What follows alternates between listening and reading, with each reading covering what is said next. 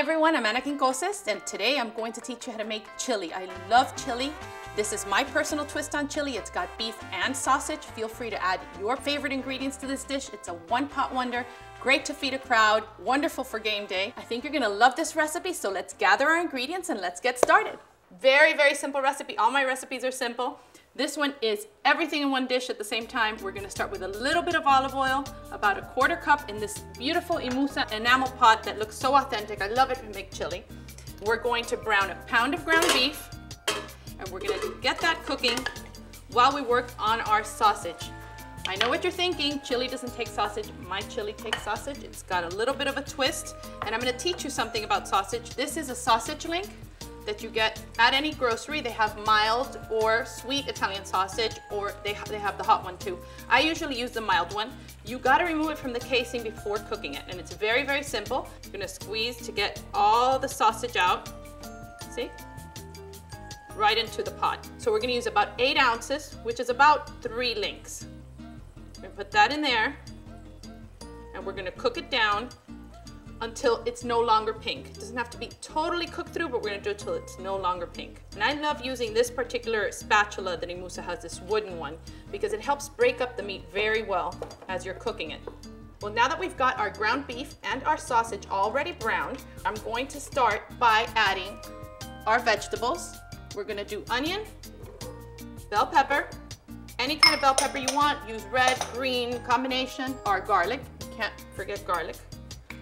And we're going to saute this a little bit more.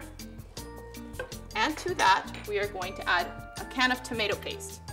Now, tomato paste is the thicker, more concentrated sister of tomato sauce. And it's very, very important in this dish because it gives it a lot of richness that you don't get from just plain tomato sauce. Once this is cooked down, we're going to add an ingredient that you might not expect, Dijon mustard.